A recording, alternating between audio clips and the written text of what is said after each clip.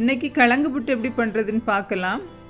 அதுக்கு நான் 2 கிழங்கை தோல் எடுத்துகிட்டு நல்லா கழுவி எடுத்து வச்சுருக்கேன்.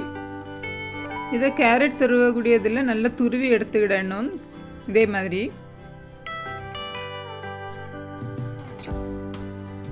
இப்போ துருவின இந்த கிழங்குல தேவையான அளவு உப்பு சேர்த்து நல்லா மிக்ஸ் பண்ணிக்கலாம்.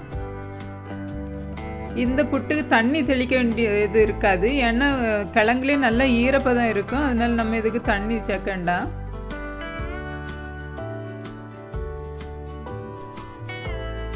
இப்போது புட்டுக்குழலில் ஃபஸ்ட்டு கொஞ்சம் தேங்காய் போட்டுட்டு உப்பெல்லாம் போட்டு எடுத்து வச்சுருக்கிற கிழங்கு துருவல் கொஞ்சம் போட்டுட்டு அதுக்கு மேலே கொஞ்சம் தேங்காய் துருவல் போட்டு மறுபடியும் அதுக்கு மேலே கொஞ்சம் கிழங்கு துருவல் போட்டு மேலே கொஞ்சம் தேங்காய் துருவலை வச்சு இந்த புட்டுக்குழலை எடுத்து தண்ணி நல்லா கொதிக்க வச்சு வச்சுருக்கிற புட்டு குடத்துக்கு மேலே வச்சு ஆவியில் வேக வச்சு எடுக்கணும்.